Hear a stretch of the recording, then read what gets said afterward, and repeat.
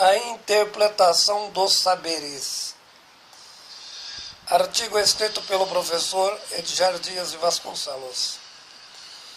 Entre o que é possível conhecer e o que é impossível, existem nuances as quais não somos capazes de entendê-las devido às suas complexidades.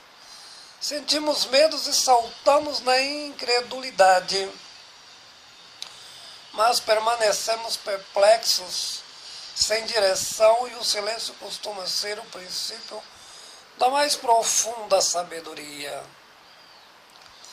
Sendo desse modo, o caminho do entendimento é a perplexidade que se realiza no mais sofisticado encantamento. A mente se perde nas sobreposições de suas memórias.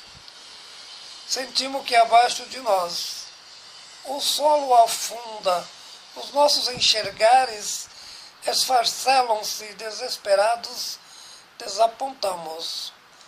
O universo se fecha como se não fosse possível o entendimento. Resta-nos a esperança que as explicações estejam equivocadas. O mistério do mundo substancia-se nos sinais dos códigos de linguagem.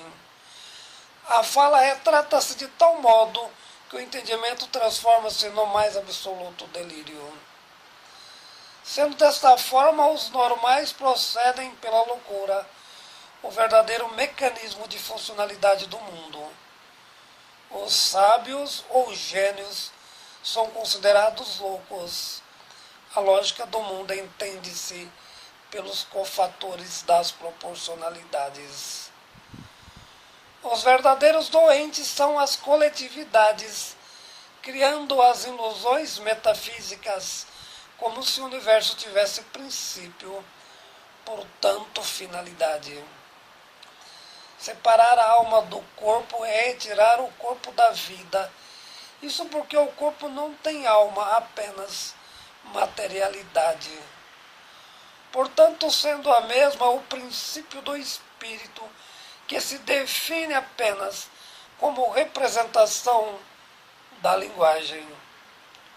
Com efeito, a essência que fundamenta o eu é a mesma que leva ao acerto nas proporcionalidades das memórias diversas, significando que a ilusão substancia-se tão somente em recordações sintéticas parceladas, porquanto como se fossem objetivadas aos sujeitos construídos pelas particularidades adversas às complexidades idiosincráticas.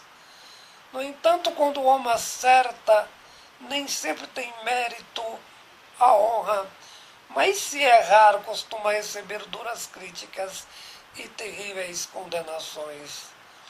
Essa contradição é o espectro mais sinérgico da antidialética desnecessária ao materialismo histórico. O mundo é necessariamente a projeção das sombras. Desta forma, a razão cofatorizada ao determinismo espera pela luz, mas contempla a escuridão, mergulha na cegueira como se fosse o iluminismo. Tudo porque o ser humano encontra-se como prisioneiro de uma grande caverna e está de costa para a entrada principal. Recebe a luz da abertura luminosa, mas o brilho do sol projeta-se como se fossem trevas. O homem encontra-se de frente para a parede, não consegue ver a extensão da luz, enxerga apenas o fundo obscuro e tenso. A tensão é o mais absoluto produto do medo, como se sobre o ponto principal, apenas um pequeno círculo, acima dele a infinitude do azul. Sendo assim, a razão é declarada incapaz de determinar os objetivos supremos da vida, o que deve orientar-se em reduzir tudo ao que se encontra um mero instrumento de dominação. O grande e único objetivo remanescente é apenas a perpetuação de sua atividade de coordenação, a interminável ignorância. Tal atividade epistemológica fora outrora atribuída ao sujeito autônomo, o que não existe no mundo moderno, a padronização do senso comum como substancialidade. Mas a luz que entra na caverna obscurece cegando a razão. Entretanto, o homem contempla apenas o fundo. O Homo sapiens torna-se prisioneiro das paredes e das projeções do escuro, como se a realidade fosse apenas um breu.